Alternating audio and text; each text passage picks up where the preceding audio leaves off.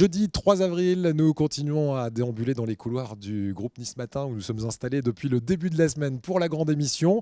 Dans un instant, nous allons voyager sur l'ensemble de la Côte d'Azur depuis notre plateau puisque nous irons à Mougins pour un salon du modélisme qui se tiendra à l'écoparc de Mougins ce week-end. Nous serons également à Valoris Golfe-Juan qui célébreront les journées européennes des métiers d'art avec notamment une artiste qui fabrique ici localement de la porcelaine. Elle viendra avec quelques-unes de ses œuvres sur notre plateau. Et puis nous serons en compagnie d'une spécialiste des loisirs ici à Nice Matin.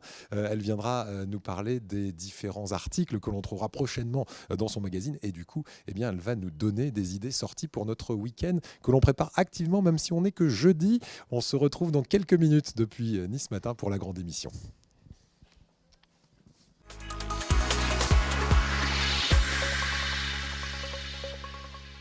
Bonsoir tout le monde et bienvenue dans les locaux du groupe Nice Matin où nous sommes installés depuis lundi et le chef fil rouge qui nous accompagne tout au long de la semaine, eh bien c'est Benjamin Lequeux du bistrot Saint-Louis, un bistrot qui est installé en plein centre de Nice. Oui, tout à fait. Nous sommes situés juste à côté de l'hôpital Saint-Roch, donc entre Hôtel des Postes et Pastorelli, rue Tondouti-l'Escarine. Voilà, alors Benjamin, c'est plutôt original quand même de cuisiner ici dans les locaux d'un groupe de presse. Oui, tout à fait. Ça me fait même assez bizarre, mais toute l'équipe est très sympa et c'est une très belle expérience de partager donc, ces moments-là avec vous. Bon, en tout cas, vous avez beaucoup voyagé, on en a parlé les jours précédents. Est-ce que les voyages, justement, sont des sources d'inspiration, des choses que l'on retrouve dans votre cuisine ? Oui, bien entendu. C'est vrai que les voyages permettent la connaissance d'autres produits, d'autres cultures, d'autres gastronomies. Et on a la chance, c'est vrai, d'avoir une telle richesse de produits et de cuisine que je crois que c'est à l'infini. C'est à l'infini. Est-ce qu'il y a une recette, un plat qui est né pendant un voyage ? Alors j'ai ramené cette recette d'Italie, donc c'est vrai que ça n'en est pas très loin, mais j'avais découvert ça à Rome, cette recette de pâtes flambées dans la meule de parmesan. Ah oui, dont on a parlé il y a quelques jours. Tout à fait, et ça m'était resté dans un petit coin de la tête, et donc je l'ai sorti donc, depuis un an au bistrot Saint-Louis, et vous pouvez donc venir la déguster dès que vous le voulez. Même chose pour le plat asiatique, hein, parce qu'on a fait aussi un plat asiatique cette semaine. Oui, tout à fait. J'ai eu la chance de travailler aussi sur les côtes thaïlandaises. Donc c'est vrai que c'est très riche en légumes, en fruits, et en herbes. Et c'est une cuisine qui me plaît beaucoup et qui m'inspire également énormément. Alors Benjamin, est-ce qu'avec la recette de ce soir, on va continuer à voyager ? Alors, on va pas voyager énormément, mais on va rester sur le terroir France et l'Italie, qui sont pour moi les deux cuisines de prédilection. Donc on va réaliser une salade de lentilles vertes du Puy, donc tiède, servie tiède, qui sera agrémentée d'un talon de jambon bellota et aromatisé donc au vinaigre de framboise à la dernière minute, et qui sera servi avec une petite burrata. Donc de bufala et un petit filet d'huile d'olive à la truffe. À la truffe, rien que ça. On vous laisse donc préparer cette recette qui m'a l'air délicieuse, Benjamin. On vous retrouvera en cours d'émission, bien sûr, pour voir si tout se passe bien. Et tout de suite, on va retrouver Éric Charret et son invité. On va parler détente et loisirs. C'est Nathalie Ricci qui est en charge de ce supplément quotidien détente dans les pages du même nom de Nice Matin. Bonjour Nathalie. Bonjour. Merci d'être avec nous. Alors, on va se détendre, c'est jeudi. On est pratiquement aux portes du week-end. Voilà, le jeudi, par exemple, dans le supplément, c'est la balade, l'escapade, un petit peu comme dans la grande émission, puisque Valérie Pellegrini sera avec nous tout à l'heure pour une escapade à 2 pas d'ici, dans le quartier de Saint-Isidore. Mais juste avant, Nathalie, dites-nous les différentes thématiques que vous égrenez quotidiennement dans Nice Matin et dont vous avez la charge. Alors en fait, le cahier détente, c'est un cahier quotidien qui se situe à la fin du journal. On a entre 11 et 15 pages par jour. Donc il y a de nombreuses thématiques quotidiennes. 11 et 15 pages par jour, rien que de détente. Ça reprend bien évidemment aussi les pages météo, les pages jeux, tout ce qui est les programmes télé, les programmes cinéma. Donc c'est un cahier complet. Alors vous avez dit par jour, c'est par semaine, 11 à 15 pages, parce que ça me paraît énorme. Non, c'est par jour. C'est incroyable, jour. Ça vous fait un boulot monstrueux, ça. Oui, mais c'est passionnant. Je dis ça pour l'augmentation de Nathalie. Je Merci m'adresse à beaucoup. sa la direction. Voilà. Donc Nathalie, par exemple, aujourd'hui on est jeudi. C'est donc la balade, hein, c'est ça? C'est la balade, notre page thématique effectivement du jeudi. Demain, le vendredi, on sera sur une page saveur. Donc là, c'est un chef ou un pâtissier de la région qui nous donne une recette, qui donne une recette à nos lecteurs. Le dimanche, on va demander à une personnalité de la région de nous présenter son dimanche idéal. Ouais. Le lundi, on est plus sur des questions un peu très pratiques avec la rubrique « Je voudrais savoir ». Mardi, on est sur de la tendance. Mercredi, sur de la déco. Et c'est comme ça toutes les semaines. Alors, on va voir d'ailleurs quelques-unes, ou en tout cas quelques-uns des articles que vous avez produits dans Détente, avec souvent des people aussi. Hein, Alexandra Lamy récemment. Demain, par exemple, ici même, dans la salle où on se trouve, eh bien, vous accueillerez un monsieur des médias, qui est Jean-Marc Morandini. Jean-Marc Morandini, oui, pour une rencontre avec nos lecteurs. Donc, on a sélectionné 8 lecteurs qui vont avoir la chance de le rencontrer, de lui poser toutes les questions qu'ils veulent lui poser. Et ensuite, ça donnera, on aura une vidéo de cette rencontre sur nos sites internet dès le soir même, et le lendemain, 2 pages dans notre cahier détente. Voilà. Sur cette rencontre. On voit effectivement énormément de people. Mylène Farmer, ça c'est pour cette tournée qui a été diffusée dans les cinémas, c'est ça? C'était pour sa venue à Nice. Elle a fait la dernière date de sa tournée mondiale à Nice, donc on avait couvert l'événement. Vous avez réussi à la rencontrer? Vous avez réussi à faire une rencontre là avec Mylène Farmer? Malheureusement, c'est une rencontre du troisième type. Mylène Farmer. Bon, malheureusement, on n'est pas allé jusque là. Ça c'est pire que les extraterrestres à rencontrer Mylène Farmer. Impossible de l'avoir. Vous avez donc ces différentes thématiques, la déco, par exemple, la déco. La semaine dernière, on parlait de quoi chez vous? La semaine dernière, on parlait, alors c'était un peu bousculé avec les élections, donc on a eu des pages qui ont disparu. Les pages thématiques, et c'était un peu plus compliqué là, les 2 semaines d'élections. Mais surtout, là, on parlait tout à l'heure des ouvertures du Détente. C'est vrai que tous les jours, on essaie d'avoir quand même l'interview d'une personnalité qui a une actualité dans la région, soit qui va donner un concert, soit une pièce de théâtre. Et ces personnalités, elles viennent directement ici au siège, ou il faut aller sur place les trouver? Parce que vous êtes en face du Palais Nicaïa, ça doit aider ça. Hein. Oui, tout à fait. Mais très souvent, il faut aller à leur rencontre. Elles font rarement l'effort de venir à nous. Ce sont des stars, que voulez-vous. Tout à fait. Oui. Là, pour le week-end, puisqu'on s'approche, je disais, du week-end, vous allez nous proposer quoi, si vous aviez là 2-3 idées à nous fournir? Ce week-end, on va retrouver dans nos pages l'interview de Gérald de Palmas, qui sera bientôt à la Palès, qui sera à la Palès le 11. Donc voilà, on a pu faire l'interview avant, donc ça nous permet d'annoncer sa date. On va avoir aussi l'interview de Claude Lelouch, qui sera demain soir, qui va donner une leçon de cinéma demain soir à la Cinémathèque à Nice. Donc on va pouvoir le rencontrer à cette occasion. Et puis sinon aussi, on annonce également des gros événements de loisirs, moins culturels, mais plus de loisirs, comme la foire de Brignoles qui commence ce week-end, ou la fête des Templiers également qui aura lieu ce week-end. Donc on a parlé aussi cette semaine. Ouais, voilà, pour tous les goûts, hein, vraiment. Oui, tout à fait. Dans ces pages détente et loisirs. Bien, merci en tout cas. Et puis il y a aussi le supplément internet, parce que quand on a les articles et de la lecture, il y a aussi parfois des vidéos de ces artistes dont vous parliez, de ces people. Tout à fait. Soit des vidéos quand on peut les rencontrer, on essaie toujours de faire une vidéo de cette rencontre, soit lorsqu'ils donnent des concerts, on essaie aussi également. Et ensuite, effectivement, sur nos sites internet, on est très complet sur tout ce qui est l'agenda en fait, aussi bien sur nos sites internet nismatin.com, varmatin.com, et nos applications, puisqu'on a des applications Sortir by Nice Matin et Sortir by Varmatin, où on donne effectivement, on essaie d'être très, très exhaustif sur tout ce qui se passe tous les jours. Voilà, avec quand il y a une annulation par exemple, vous êtes là aussi très réactif. Une annulation, une nouvelle date. Merci beaucoup à vous, Nathalie Ricci, et puis Merci. continuez à vous régaler et à nous régaler avec de bonnes idées sorties. Merci Nathalie. Elle est ce soir dans notre rendez-vous environnement direction Monaco. Jean Dulon a remonté l'histoire du parcours de l'eau dans la Principauté. Reportage. Bonjour Virginie, bonjour Eric. Alors comme promis, on est en Principauté de Monaco et je suis en compagnie de Philippe Mondielli qui est scientifique et qui travaille à la Fondation Albert II. Et on a fait un grand tour dans Monaco pour montrer le parcours de l'eau et comment on s'alimentait en Principauté et d'où venait l'eau de la Principauté.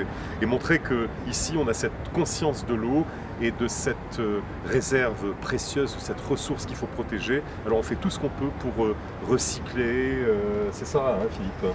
Oui, absolument. C'est ce qu'on essaie déjà d'expliquer aux plus jeunes, souvent en leur disant que l'eau, elle n'arrive pas par miracle au robinet, mais que derrière, il y a de la technique, il y a de la science, il y a aussi une histoire. Et cette histoire, on l'a vu, elle est très riche. Elle est très riche parce que Monaco, ça a été toujours une place forte, j'ai envie de dire. Mais elle a pu être forte, évidemment, par ses fortifications, par sa topographie. Mais elle est forte aussi parce qu'il y avait ces sources d'eau qui ont pu être exploitées au cours des âges et jusqu'à maintenant. Donc évidemment maintenant ce n'est plus vraiment un problème parce qu'il y a toujours eu une gestion durable, mais malgré ça c'est une ressource naturelle qui est propre à la principauté, puisqu'on a vu qu'on a des sources vraiment sur le territoire, et donc il est très important de la conserver. C'est certain que ce qu'on fait sur 40 000 habitants est plus difficile à faire sur des grandes cités, et c'est vrai qu'il y a des moyens importants quand même, Philippe Mondielli, ici, où avec à la fois cette conscience, mais aussi la capacité financière de pouvoir mettre en œuvre, tout ça, ça devient quand même relativement cher, même si vous pensez que pour vous, le développement durable, comme son nom l'indique, se fait sur la durée et qu'on ne doit pas calculer ça sur quelques années. Oui, mais regardez, on a vu là, par exemple le captage des eaux du vallon de la Noix. Certes, au départ, ça a été un investissement. En quelques années, il a été largement amorti. Et on s'est aperçu même, alors que, non pas qu'on n'avait pas été ambitieux dès le départ, mais on s'est aperçu que finalement, cette eau, on pouvait l'utiliser aussi pour l'arrosage des jardins, etc., etc. Donc, si vous voulez, d'une idée, on va dire, environnementale au départ, on arrive à vraiment avoir un important intérêt économique et à retomber sur ses pieds financièrement. Largement. Alors voilà, écoutez, bonne émission et puis à bientôt, Virginie et Eric. Reportage signé Jean Dulon, Jean que l'on retrouvera d'ailleurs ce soir dans l'œil du voyageur sur Azur TV bien sûr. Nous ont rejoint sur le plateau Virginie Jean-Louis Denonfou, bonsoir. Bonsoir. Vous êtes le président du Rotary Club Cannes-les Reims. Et puis à côté de vous, il y a Joseph Colmar, un passionné de modélisme. Bonsoir monsieur. Bonsoir. Alors on va évoquer quelque chose qu'organise le Rotary Club, c'est ce salon du modélisme depuis quelques années déjà d'ailleurs à l'écoparc de Mougins. Ce sera ce week-end donc du 4 au 6 avril à partir de demain. Que va-t-il se passer à l'écoparc exactement à partir de demain, monsieur Denonfou? Donc le 4, 5, 6 avril, grand salon du modélisme ainsi qu'une bourse aux jouets réunissant plus de 120 exposants. Ouais, donc 120 exposants, ça veut dire que ça draine aussi beaucoup de visiteurs. On attend entre 4 et 5 000 visiteurs chaque année. Hein. Exactement. Ouais. Exactement. Alors, qui sont les visiteurs? C'est quoi la typologie du visiteur? Les visiteurs, il y a beaucoup de passionnés d'abord. Ouais.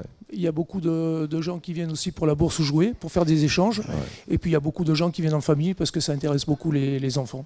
Alors, c'est organisé par le Rotary Club. Donc, on le sait quand le Rotary est là, c'est qu'il y a une bonne action généralement en fin de compte. Qu'est-ce que vous allez proposer comme bonne action parallèlement à ce salon? En général, chaque fois qu'on fait une opération, c'est pour récupérer des fonds. Et après, avec ces fonds, c'est toujours, on finance toujours une œuvre caritative ou bien un projet professionnel pour un jeune, ou pour des étudiants, une bourse ou une... D'accord. Et là, en l'occurrence, c'est pour... ça va vraiment à une action particulière ou Là, on n'a pas encore fixé, si vous voulez, mais par exemple, l'année dernière, avec le bénéfice, on a offert un défibrillateur. Qui sera posé par la ville de Cannes dans la rue d'Antibes, en plein centre, qui va être posé juste après les élections. Voilà, donc là encore, une bonne action et qui sert à tout le monde. Alors, je vais me tourner vers le passionné qui est à nos côtés. Il a un joli jouet, d'ailleurs. Il a un très joli jouet. C'est vrai que j'ai l'impression que pratiquement toutes les semaines, on en a un comme ça. Oui, j'espère qu'il sait mieux s'en servir que Julien et Alexandre, nos chroniqueurs, qui nous les ont envoyés presque en pleine figure. C'est vrai. Alors, le monsieur est dans l'ombre. Il s'appelle Robert Volpi. Et c'est lui qui va nous le faire décoller peut-être. On va voir. Mais celui qui est sur notre plateau... On compte sur vous. C'est Joseph Colmar. Joseph, vous êtes passionné depuis toujours de modélisme. C'est vous qui êtes un petit peu au cœur de cette manifestation. Oui, si l'on veut. En fait, le modélisme, on découvre ça à l'occasion d'une exposition. On découvre un modèle qui nous passionne et qui donne envie de le reproduire. Alors, on a quelques images des éditions précédentes. Alors, on balaye très large au niveau des modèles. Oui, tout à fait. Oui, on balaye très large dans la mesure où ça touche bien évidemment tout ce qui concerne les trains, tout ce qui concerne les avions, les bateaux, avec des démonstrations sur le terrain intéressantes. Vous en avez amené d'ailleurs quelques-uns là sur le plateau. Oui. Voilà, et sur les Alors, photos, on voit un très joli dracar, là, on voit un pago, c'est quoi? C'est le France? Ça, c'est le France, oui, ouais. tout à fait, oui. Ouais, je l'ai reconnu avec sa bande rouge, Oui, voilà. identifiable. Et Alors- puis, là, sur notre plateau, Alors là, vous avez deux rapporté de modèles. belles pièces également, on va les voir. Vous avez d'abord une chaloupe qui appartenait à la marine anglaise et qui servait essentiellement à l'embarquement ou au débarquement des officiers des grosses unités. Et de l'autre côté, vous avez un remorqueur qui lui servait dans les ports où arrivaient de très grosses unités. Et donc leur rôle était bien évidemment d'aider à la manœuvre pour que ces grosses unités puissent accoster ou démarrer avant leur lancement en mer. Voilà, donc on va pouvoir découvrir tous ces modèles réduits. Il y a aussi une bourse d'échange, on parlait Alors de ça, bourse c'est aux jouets. très important. Alors cette bourse d'échange, ce sont des jouets anciens, récents? Il y a de tout. Ouais. Il y a des jouets anciens, bien évidemment, mais il y a également tout le matériel nécessaire au modélisme, que depuis la colle jusqu'à tout ce qui permet de réaliser ces petites merveilles. Bien, alors si vous êtes passionné de modélisme, vous savez ce qu'il vous reste à faire. Rendez-vous à partir du 4, c'est demain, vendredi, et jusqu'au dimanche 6 avril, pour cette bourse aux jouets et pour ce salon du modélisme qui aura lieu à l'écoparc de Mougins. Tout à Très fait. facile, sur l'autoroute A8, c'est la sortie Mougins, et c'est sur l'aire d'autoroute C'est que vous sur une trouvez aire. l'écoparc. Merci messieurs de Merci votre à vous. venue Merci ici. beaucoup. Et pendant que l'hélicoptère L'hélico va va s'envoler. peut-être Allez-y. s'envoler, restez bien avec nous, puisque dans Bien la sûr. deuxième partie de la grande émission, on va parler du régime sans gluten. Un régime, c'est vrai, dont on entend de plus en plus parler. À qui s'adresse-t-il? En quoi consiste-t-il précisément? Eh bien, c'est ce que nous verrons avec notre spécialiste Camille Nem. Camille. Et puis, coup de projecteur aussi sur les journées européennes des métiers d'art. Ça commence demain à Valoris Golfe-Juan. Vous saurez tout avec nos invités et nos chroniqueurs dans la deuxième partie de la grande émission. À tout de suite.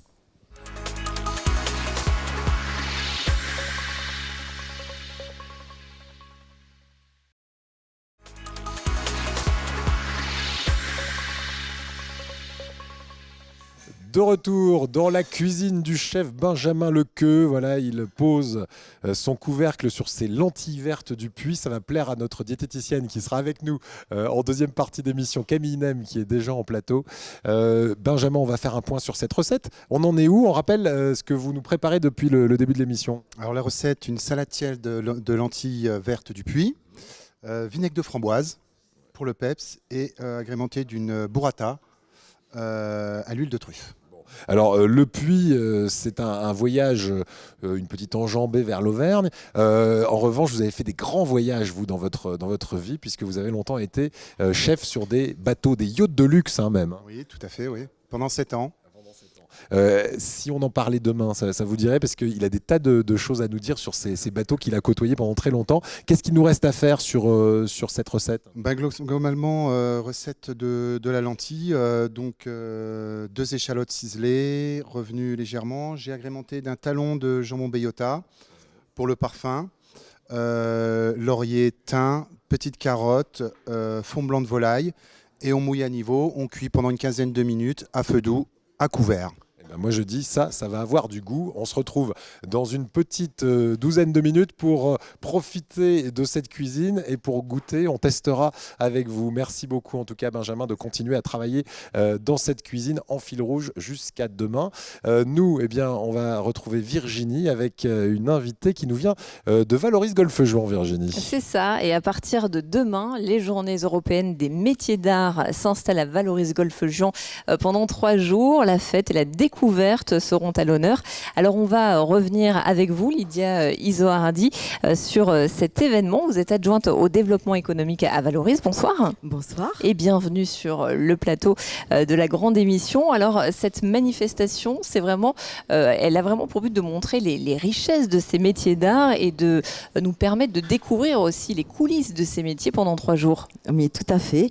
Donc l'objectif, bien sûr, c'est d'ouvrir au maximum donc les ateliers, les lieux où les gens vont pouvoir venir à la rencontre de nos artistes, connaître leur manière de travailler, ce qu'ils utilisent également. Voilà, donc évidemment c'est une manifestation très importante. Et des artistes, il y en a beaucoup effectivement à Valoris Golfe Juin. Rien que pour les céramistes, il y en a 80, c'est ça ? 80. Hein, c'est pas rien. Non. Alors qu'est-ce qui est prévu exactement pendant ces 3 jours ? Il y a beaucoup de choses. On va parler des principaux rendez-vous. Alors bien sûr, le point fort, ce seront tous ces ateliers qui seront ouverts et qui vont accueillir le public. Nous avons une manifestation donc sur le musée Magnelli, qui est le musée de la céramique. Il va s'agir d'une exposition Terre Mystère. C'est voilà. Alors voilà, vous n'avez pas vraiment voilà. Ça c'est ce qui se passe un petit peu à Valoris dans nos ateliers.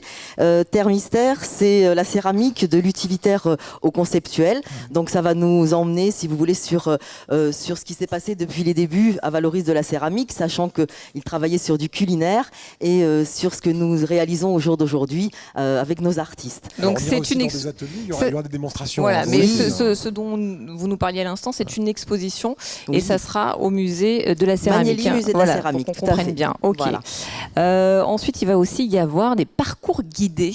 Parcours guidés. Donc également au musée Magnelli, vous allez assister à une animation qui est originale, tour et détour. Donc ça va être des personnes qui vont être capables de détourner le travail de la terre. Voilà. Donc c'est intéressant parce que ça va être fait à la manière de Picasso, avec des compressions, ce genre de choses. Donc voilà, c'est assez ludique et c'est intéressant. Alors l'idée, bien sûr, c'est de parcourir tous ces sites, puisque vous avez aussi la possibilité ensuite d'aller à l'école de la céramique, notre école des beaux-arts, à la rencontre des élèves, des professeurs. Il y aura une cuisson raku où les gens vont pouvoir aussi y participer. Alors qu'est-ce que c'est d'ailleurs cette cuisson très rapidement, ancestrale, mais oui, c'est une cuisson ancestrale. Voilà. Tout à fait. Donc là, on va permettre aux gens, avec un bol qu'ils vont émailler eux-mêmes, de leur montrer ce qu'est la cuisson raku, puisque lorsqu'on va sortir le bol du four, on va le mettre dans le... La cendre. Non, c'est pas de la cendre, c'est du bois, c'est de la... Ah, ça y est. C'est de la braise, c'est quoi? Non. Moi, il me semblait que c'était de la cendre. Pour moi, c'était de la sciure de bois. Voilà, donc c'est spectaculaire parce que ça craquelle, ça prend feu et ça craquelle, et c'est très joli. Donc les gens vont repartir avec leur création. Ouais. C'est intéressant. Voilà, donc et je pense qu'il faut dire, surtout, c'est que ces parcours, ils sont gratuits en plus. Totalement gratuits. Il faut s'inscrire. C'est très ludique. Ouais. Oui, alors l'idéal, bien sûr, c'est de s'inscrire parce que là, vous allez être guidé. On va vous parler de la céramique, de Valoris, du départ jusqu'au jour d'aujourd'hui. Donc, bien sûr, qu'il vaudrait mieux être guidé. Vous êtes libre. Ouais. C'est uniquement pour ces journées parce que moi, j'ai souvenir d'être allé à Valoris et tout au long de l'année, vous avez une sorte de parcours qui mène de musée en église, etc., où on va pouvoir trouver des œuvres d'art à tous les coins de rue. L'Office de tourisme nous sert à cela puisque vous avez des guides à votre disposition, vous prenez des rendez-vous et les personnes vous emmènent et dans les ateliers et visiter tout ce que nous avons d'exceptionnel et d'extraordinaire à Valoris. Sachant que Madoura, récemment acquis, vous avez vu l'atelier, vous ouvre également ses portes et vous emmène à la rencontre de Picasso, de Chagall, de Matisse, voilà, donc de grands noms de notre belle ville. Merci beaucoup Lydia Isoardi. On va revenir tout à l'heure sur cette 4e édition avec justement une céramiste qui nous rejoindra sur le plateau de la grande émission. Voilà, une artiste qui arrivera juste après Camille Nem qui est là pour la diététique comme chaque jeudi et qui ne vient jamais les mains vides. C'est vrai, ça c'est un plaisir. Bonjour Camille. Bonjour. Plaisir, je sais pas, parce que j'ai l'impression qu'on va parler de régime sans gluten. Alors, est-ce que c'est une mode le régime sans gluten ou est-ce que ça a un vrai intérêt? Alors, figurez-vous que l'idée de cette chronique m'est venue grâce au chef Lequeux qui est là aujourd'hui, puisqu'il m'a fait part de son envie, suite à une demande croissante, de proposer des repas sans gluten, des menus sans gluten. Et c'est vrai que c'est une demande qu'on a de plus en plus fréquemment, même nous dans notre métier de diététicien, avec le gluten, le vrai, le faux, comme à l'époque c'était le lactose, le vrai, le faux. Donc voilà, le gluten aujourd'hui, je me suis dit que ce serait quand même pas mal de faire un petit point. Déjà, ce que c'est. Exactement. Qu'est-ce que c'est le gluten? Parce qu'on en entend parler, on ne sait pas forcément ce que c'est et où ça se trouve ou pas. Voilà, tout à fait. C'est déjà les 2 premières questions, effectivement. Donc, le gluten, c'est un amalgame de protéines, pour faire simple, qu'on va retrouver principalement dans le blé et aussi dans l'orge, un petit peu dans l'avoine aussi. Donc c'est vrai que le blé, nous aujourd'hui, On en trouve partout. voilà, surtout nous, on mange du pain, on mange des pâtes, on mange de la pizza, puisque l'Italie est quand même pas très très loin. Le blé, on en mange quasiment quotidiennement. Donc c'est vrai que ça va être difficile. En fait, le gluten, ça va permettre d'avoir cette élasticité qui est donnée au pain. Voilà, ce côté moelleux, au biscuit aussi, C'est à enfin ça aux que ça sert, brioches. le gluten. Voilà, tout à fait. C'est à ça que ça sert et on le retrouve naturellement dans le blé. Donc c'est-à-dire que quand on a un régime sans gluten, qui est initialement pour des personnes qui sont malades, qui ont une maladie qui s'appelle la maladie cœliaque, qui fait que le gluten en fait va attaquer les parois de l'intestin et limiter l'absorption des aliments de façon générale, des nutriments Ah oui, de façon d'accord. générale. C'est pas du tout un régime pour amincissant. Quoi. Alors, C'est- à la du base, tout. non, Non, tout du à part, fait. c'est non, mais plutôt parce pour les qu'il y en allergiques, a ouais. qui. Oui, Voilà. vous Qui avez le raison. détournent. Il y a aujourd'hui des gens qui disent que depuis qu'ils pratiquent un régime sans gluten, ils ont perdu du poids, ils se sentent moins ballonnés. Alors, est-ce que c'est le résultat d'une intolérance? Ça, c'est chacun qui peut vraiment connaître son corps aussi et définir juger. s'il identifie un problème digestif suite à la consommation de certains aliments. Il faut savoir s'écouter. Ou est-ce que c'est Maintenant, un effet de mode? voilà, il y a aussi un effet de mode. Alors, il y a toujours une partie vraie à démêler d'une partie fausse. C'est-à-dire que peut-être qu'aujourd'hui, on mange trop de blé. J'entends beaucoup de personnes qui donnent des pâtes à leurs enfants, par exemple, tous les jours. Ah, mais il aime que les pâtes, il mange que des Eh pâtes. oui. Alors ça, C'est vrai qu'ils on adorent en a ça. déjà parlé Donc, ici, c'est voilà. la diversification alimentaire. Voilà, ça Et fait il partie. suffit d'en proposer pour Eh que, oui. pour que ça marche souvent. Voilà, hein, et, donc, et cette variété, il est important de présenter vraiment et de proposer une variété importante. Donc si on mange que du blé, ça peut occasionner des problèmes, ça pourrait paraître logique. Donc il ne faut pas oublier que dans la famille des féculents, puisque le les blé fait lentilles, partie des féculents, on a les lentilles, effectivement, nous, toutes les légumineuses que propose le chef aujourd'hui. On a le maïs, on a le riz. On a, donc sachant que dans le maïs, il y a la polenta aussi, Ouais. quand même. Voilà, le Donc maïs tout ça, c'est entier, sans mais aussi gluten. en polenta. Tout Ouais. ça, c'est sans gluten. Donc il y a de nombreux produits qui sont proposés sans gluten. L'épeautre, hein, par exemple. Oui, L'épeautre, les ouais. quoi L'épeautre. Non, l'épeautre, en fait, comme l'épeautre, c'est un cousin du blé. Du blé. On Voilà, a, on a donc, du ah gluten oui, dedans. tout à Ah, je fait, croyais il y a qu'on du avait pas. gluten. D'accord, Par contre, dans le sarrasin, Ouais. il est possible qu'on n'en trouve pas. Ça dépend s'il a été contaminé, comme l'avoine. Ça dépend D'accord. un peu de votre sensibilité aussi. Mais par contre, ce qui est bien, c'est qu'on trouve plein de produits sans gluten et c'est bien de changer un peu. Il y a des biscuits, donc des petits biscuits au chocolat sans gluten qui sont faits à base de farine de riz. Là, c'est des madeleines qui sont faites à base de fécule de pommes de terre. Donc c'est vrai, toute cette variété, elle est intéressante et donc ça peut être intéressant d'utiliser cette mode pour à nouveau varier notre alimentation, mais sans partir du principe que le Pas blé va d'ayatollah, être quoi. diabolique, Ah, sauf voilà. si on a une maladie déterminée par un gastro-entérologue. Très bien. Eh bien, Merci beaucoup, Camille. Je vous en pour cette page gluten. Voilà, alors on a essayé de vous démêler le vrai du faux entre la mode et ce qui est bon pour notre santé. En gros, ce qui est bon, c'est de diversifier. Donc n'hésitez pas de temps en temps à aller vers du sans gluten. Mais n'ayez pas peur non plus de manger quelques bonnes pâtes de temps en temps. Merci beaucoup, Camille. Je vous remercie.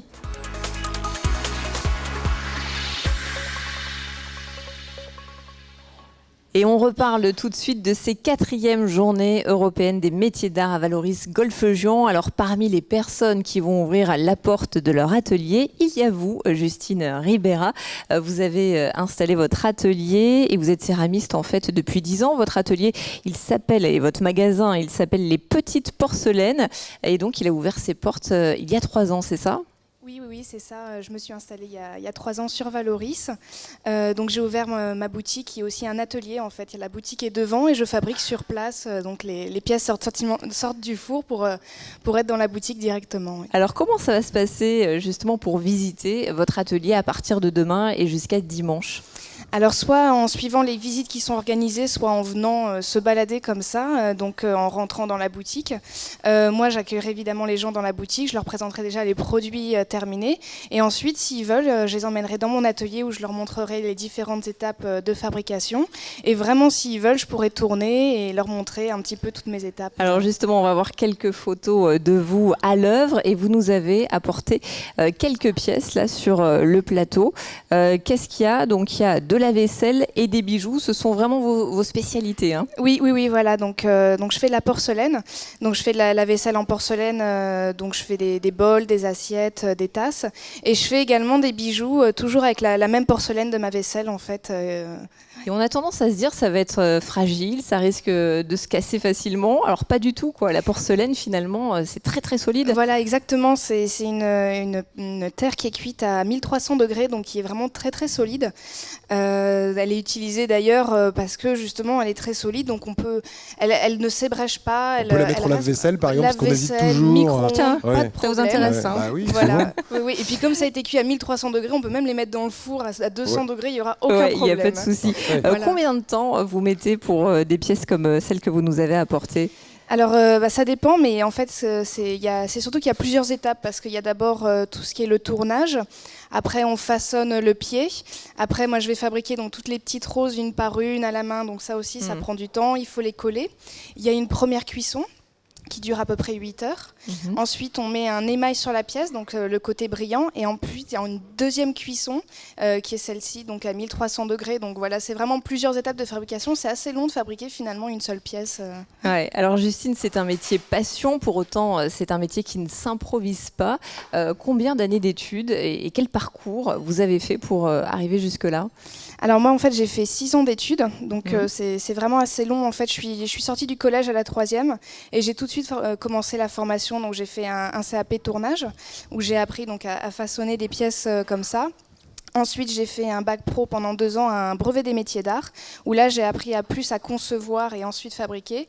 Et ensuite, j'ai fait un DMA, un diplôme des métiers d'art, toujours en 2 ans, où là, j'ai vraiment appris à faire des pièces uniques, à m'exprimer sur les pièces, à aller beaucoup plus loin en fait dans la fabrication. C'est un rêve de petite fille, Justine. Depuis toujours, vous vous êtes dit, moi, un jour, je ferai de la porcelaine. Ça vous est venu d'où ?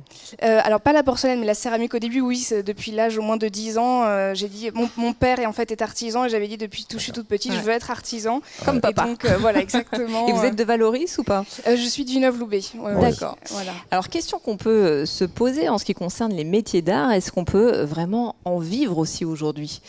Alors c'est compliqué comme question, je pense qu'il faut s'en donner les moyens. Céramiste, c'est assez dur comme métier parce qu'on passe beaucoup de temps sur une pièce et finalement on ne peut pas la vendre très cher parce qu'on a des concurrents, peut pas quantifier ce temps, voilà, comme les grandes enseignes qui vendent des pièces très peu chères, mais il faut s'en donner les moyens. Voilà, moi j'ai ouvert mon atelier, ma boutique. On l'a vu tout à l'heure. Et voilà, ça marche assez bien, je suis assez contente et oui, les métiers d'art, on souhaite que ça dure. Merci beaucoup. Merci. Justine, on va rappeler le nom du site internet aussi. C'est lespetitesporcelaines.com et votre magasin, on ne peut pas le louper à Valoris. Hein, oui, voilà, il est sur la place de l'Homme au Mouton, au pied de l'église. Ouais, merci beaucoup. Donc un atelier qu'on va pouvoir découvrir tout au long du week-end, Justine. Merci. À l'occasion de ces journées européennes des métiers d'art. Merci à vous, Justine. Et à vos côtés, il y a quelqu'un qui connaît bien Valoris et qui connaît la Côte d'Azur comme sa poche. Oui, c'est notre spécialiste en escapade, Valérie Pellegrini. Bonsoir Valérie. Bonsoir à vous. Valérie. Oui, je connais presque tout, mais je cherche, je chine et je déniche. Alors on va recevoir notre invité avant de revenir à lui, justement. Je vous propose, on n'est pas très loin de Saint-Isidore, le quartier de Saint-Isidore. Demain, vendredi 4 avril, oui. C'est la Saint-Isidore. Oui, donc absolument. On va en profiter, je vous y emmène. On a cette avenue principale Vérola qui rentre dans le centre de Saint-Isidore, on va dire. On a l'église et juste en face, Eric, ça va vous intéresser. Allez, on a une petite adresse qui est une épicerie alimentation qui a été créée dans les années 1900. Et qui s'appelle Chez Jeannette. Et là, ça vous plairait chez Jeannette. Oui, je vous confirme. Ça vous plairait et ça va vous plaire, Eric, puisque dans cette petite adresse, on trouve justement cette dame, Jeannette, qui confectionne, notamment, mais pas que, mais qui confectionne les pambagnas les plus prisés par les Niçois en période de pique-nique ou de plage. C'est du sérieux. C'est du sérieux, Eric. Donc, on commande, elle prépare les pambagnas, mais vraiment dans les règles de l'art. Donc, on est en période, on disait, de pique-nique ou de plage bientôt, sur la long terme, on espère. En tout cas, donc c'est une petite adresse vraiment à Saint-Isidore qui est très très connue, que vraiment les vrais Niçois connaissent. On commande le pambagna, on va le chercher chez Jeannette. Alors comme il est question de produits de saison et de légumes de saison notamment, maintenant je vous présente mon invité, c'est Pierre Magnani qu'on reçoit ce soir. Bonsoir Pierre. Bonsoir. Et Pierre est l'heureux propriétaire du potager de Saquier. Voilà, on a des photos, je crois. Tout à fait, un lieu tout proche d'ici bien sûr, c'est le but dans notre escapade du jeudi soir. Et Pierre nous reçoit sur les lieux. Alors évidemment, on y cultive des choses, on y cultive du beau et du bio. Vous nous en dites quelques mots sur ces cultures, Pierre ? Oui, bien, nous, on est en agriculture biologique. Biologique. Donc et ce qu'on aime, c'est la diversité. C'est-à-dire qu'on prend un produit, on essaie d'en décliner le maximum de la gamme. Ouais. C'est comme les tomates, on a à peu près 80 variétés, les tomates anciennes, toutes les couleurs, toutes les formes, toutes les tailles. La noire de Crimée, vous l'avez? Oui, on l'a bien sûr. Mais... Il a tenté le piège. La cœur de bœuf, évidemment. Oui, évidemment. 80. Eric, 80. Il est incollable, à 80, voilà. il est incollable. Ouais. Alors, ces produits, Pierre, on les trouve, puisque Pierre est sur le marché du Cours Saléya le week-end. Ouais. Donc, on trouve les produits du potager de Saquier sur le Cours Saléya. Mais on nous accueille au potager de Saquier. On nous y accueille, alors sur réservation, bien sûr, et on y fait plein de choses. On va voir les détails. Oui, absolument. Alors, parlez-nous notamment, Pierre, dans un premier temps, d'abord des repas, peut-être, puisqu'on est en train de voir les photos. Comment ça se passe, ces repas sur réservation que vous organisez au potager du Saquier? Eh bien, les gens viennent sur réservation par petits groupes. On accueille les gens, on leur fait faire une petite visite olfactive, éventuellement même quand il commence à faire beau, des petites visites sensitives où les gens peuvent se promener pieds nus. Alors sensation plancher, terre battue. C'est ce qu'on voit là d'ailleurs en ce moment. Voilà, là c'est à l'intérieur d'une serre. Et c'est un petit côté exotique, si vous voulez. Bucolique, ça donne envie. Ça fait partie des animations, en fait. On a ces visites olfactives et sensitives. Oui. Donc, on peut réaliser ça, on peut réserver et faire cette visite. C'est ça. On est accueillis sous les serres, on déguste les produits également. Exactement. Et on en revient peut-être au repas dont on parlait tout à l'heure. En dehors de ces visites ponctuelles où on déguste les produits donc, du jardin en fonction des saisons, vous organisez des repas aussi sur réservation avec une animation musicale la plupart du temps. C'est ça, ce sont des dégustations, on va dire, uniquement avec les produits de saison. Ouais. Ce sont des repas à thème en fonction des produits du moment. Par exemple, bientôt ça va être le petit pois, donc on va organiser une petite dégustation de petits pois dans le champ, avec des musiciens dans les champs.